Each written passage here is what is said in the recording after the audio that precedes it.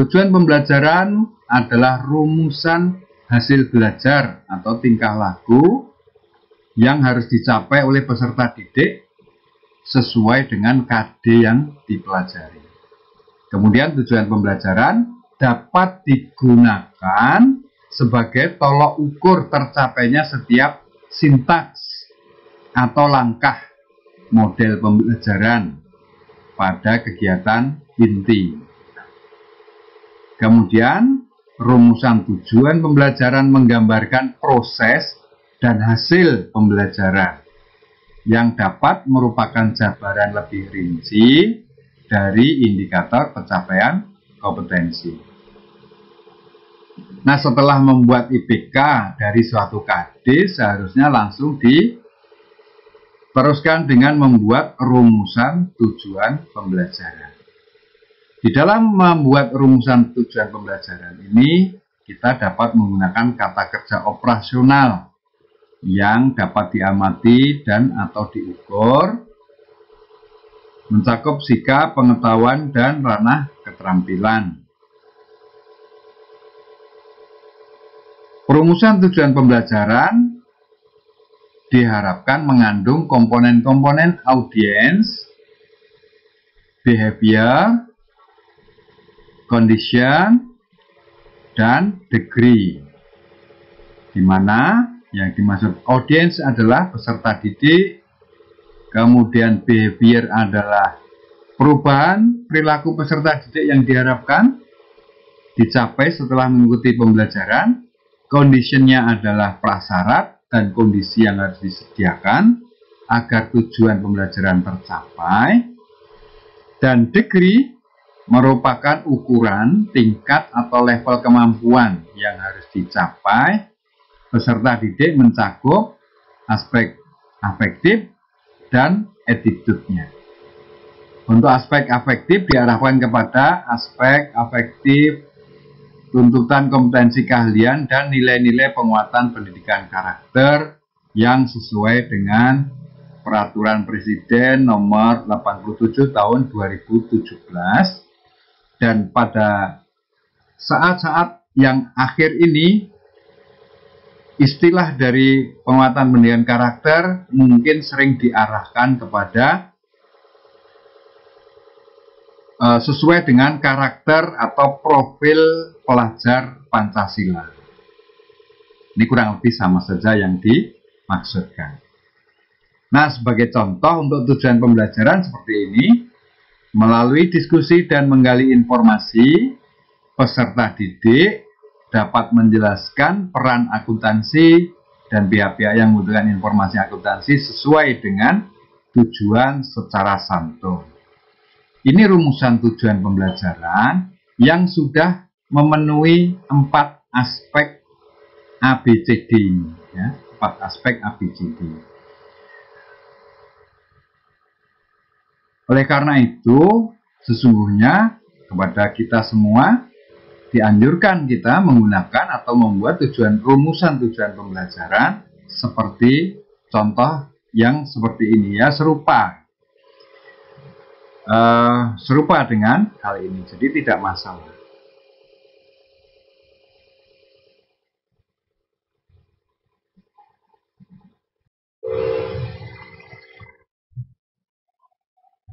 Berdasarkan bahan ajar dan IPK yang sudah disusun, yaitu menganalisis struktur teks editorial berkaitan dengan bidang pekerjaan, maka dapat kita kembangkan tujuan pembelajaran.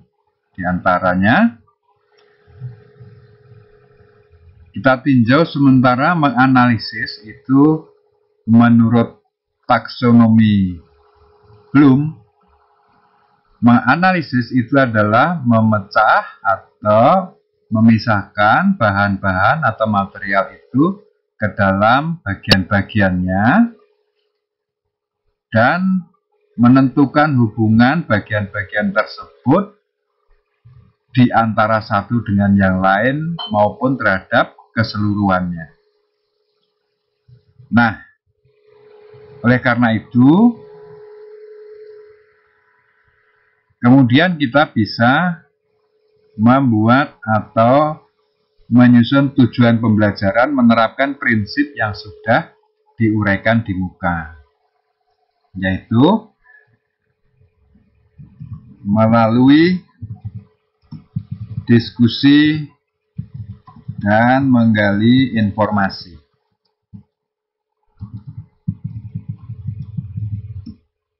Peserta didik dapat menjelaskan pengertian teks editorial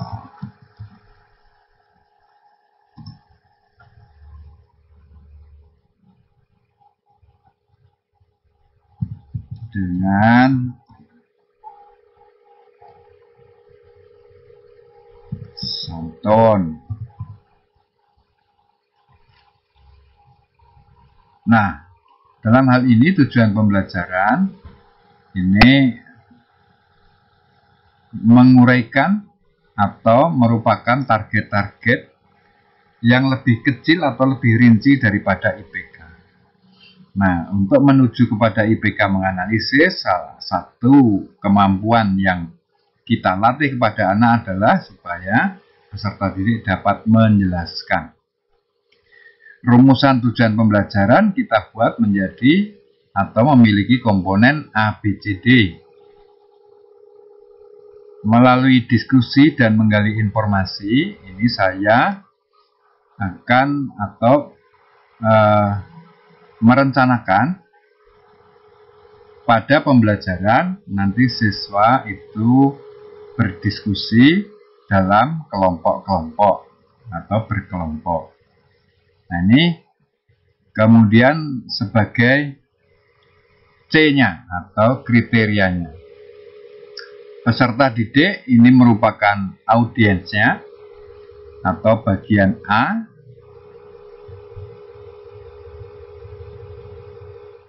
A-nya.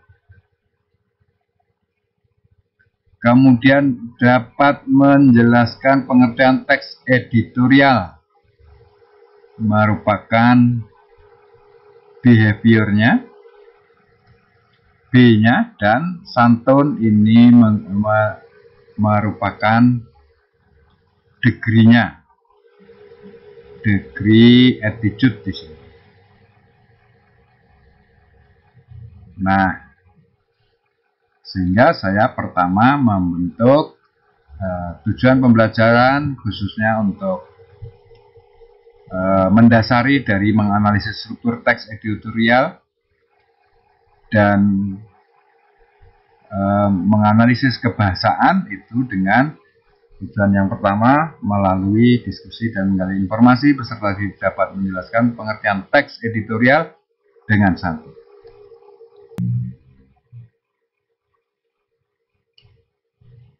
Yang kedua, melalui diskusi dan menggali informasi peserta didik dapat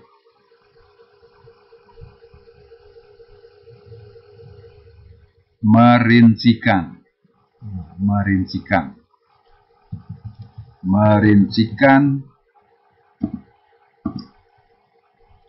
isi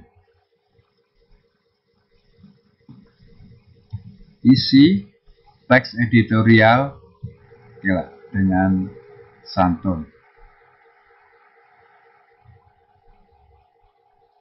Kemudian berikutnya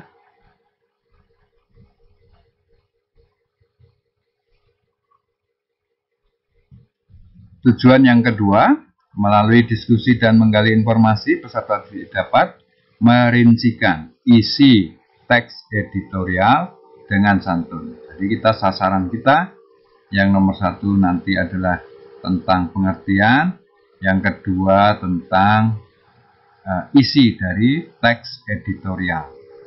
Tujuan yang ketiga, melalui diskusi dan menggali informasi, kita harapkan peserta didik dapat mengorganisasikan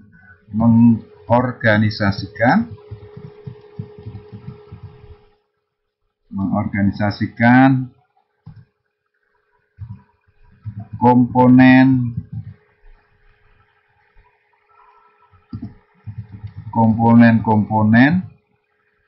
teks editorial sesuai struktur.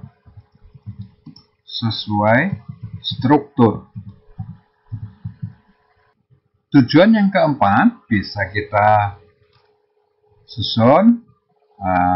Ini kita sasarannya pada IPK yang kedua, ini menyangkut tentang kebahasaan.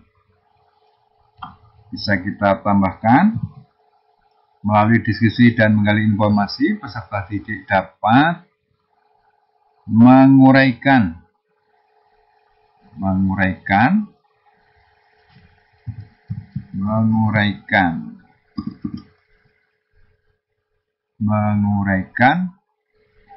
kaidah kebahasaan teks editorial.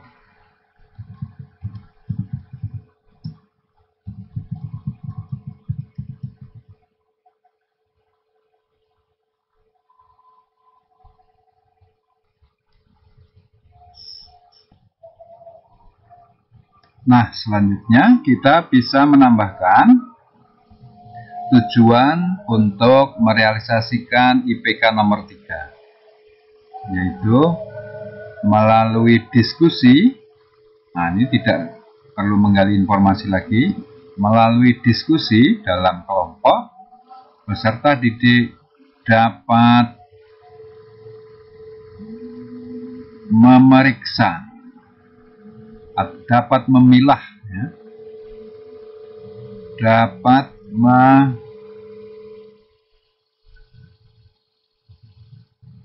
memeriksa.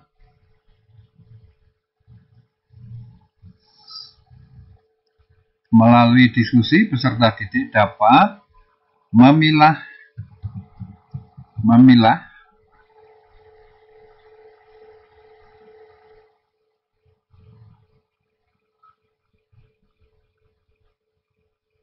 isi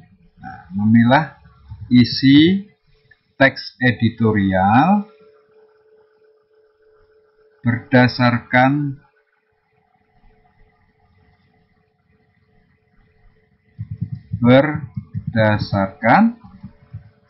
struktur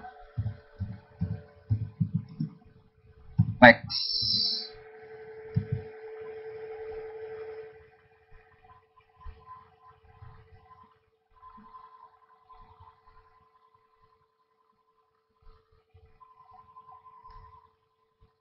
Melalui diskusi, peserta didik dapat, ini yang lebih tepat, melalui diskusi dan kerja kelompok. Melalui diskusi dan kerja kelompok, peserta didik dapat memilah isi teks editorial berdasarkan struktur teks pembentuknya.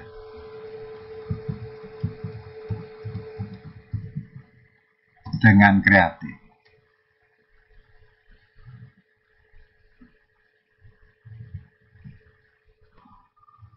Selanjutnya, kita bisa menambahkan tujuan pembelajaran kita melalui diskusi dan kerja kelompok. Peserta didik dapat memeriksa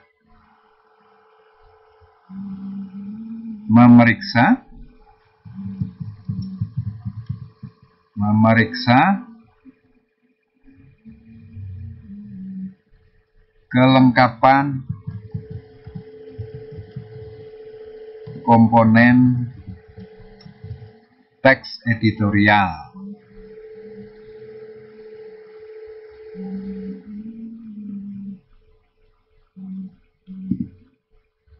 Nah, demikian.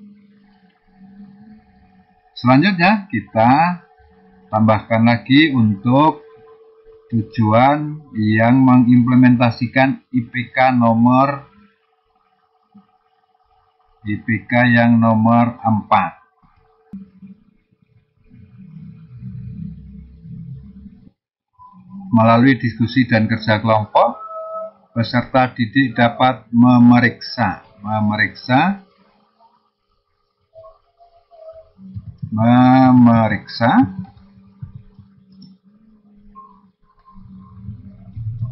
kaidah kebahasaan pada teks editorial dengan kreatif.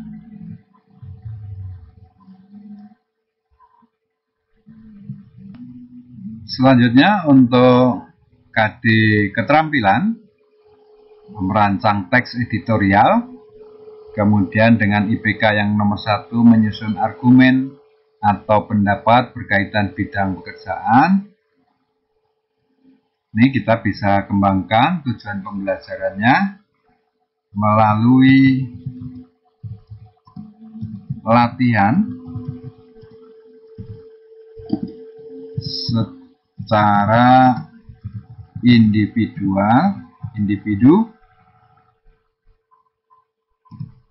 peserta didik dapat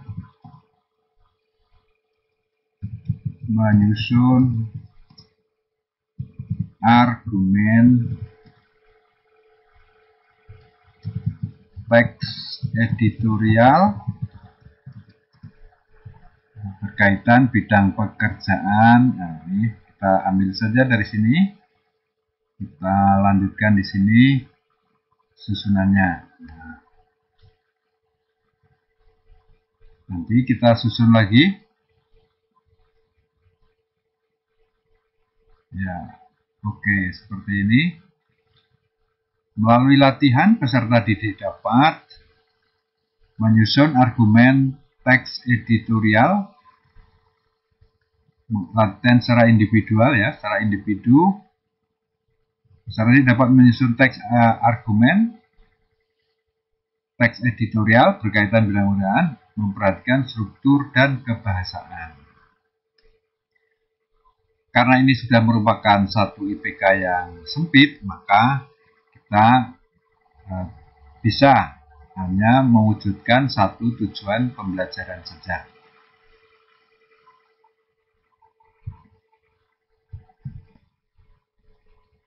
Nah, untuk tujuan pembelajaran keterampilan yang kedua, kita bisa tambahkan melalui latihan peserta didik secara individual. Peserta didik dapat menyusun saran atau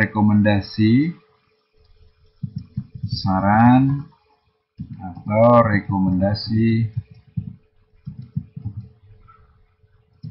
pada teks editorial berkaitan dengan bidang pekerjaan, memperhatikan struktur dan kebahasaan.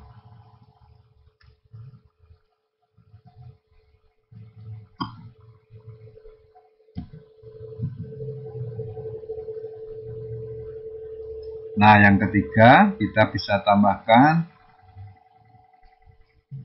ini dengan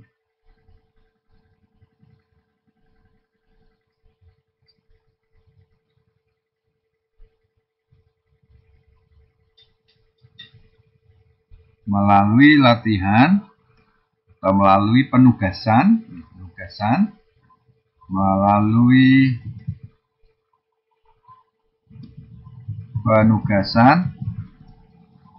secara individu, peserta didik dapat menulis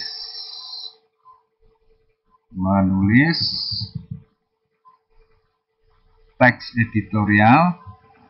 Ini lengkapnya, ini puncaknya ya. Ini puncak dari keterampilan yang ingin kita harapkan dari siswa. Melalui penugasan secara individual, peserta didik dapat menulis teks editorial berkaitan bidang pekerjaan, memperhatikan struktur dan kebahasaan.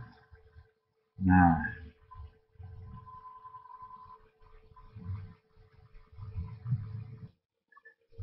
apabila dirasakan tujuan pembelajaran yang kita susun di samping ini sudah mencukupi, sudah sesuai dengan indikator pencapaian kompetensi dan KD yang akan kita latihkan, maka kemudian dilanjutkan dengan menetapkan atau menuliskan tentang materi pembelajaran yang terdiri atas berbagai jenis pengetahuan atau dikelompokkan menjadi beberapa jenis pengetahuan, yaitu pengetahuan faktual, konseptual, prosedural, dan pengetahuan metakognitif.